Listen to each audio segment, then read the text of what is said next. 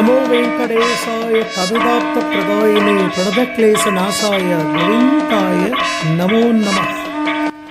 புரட்டாசி 4வது சனிக்கிழமை. இன்று திருவோண நட்சத்திரமும் கூட.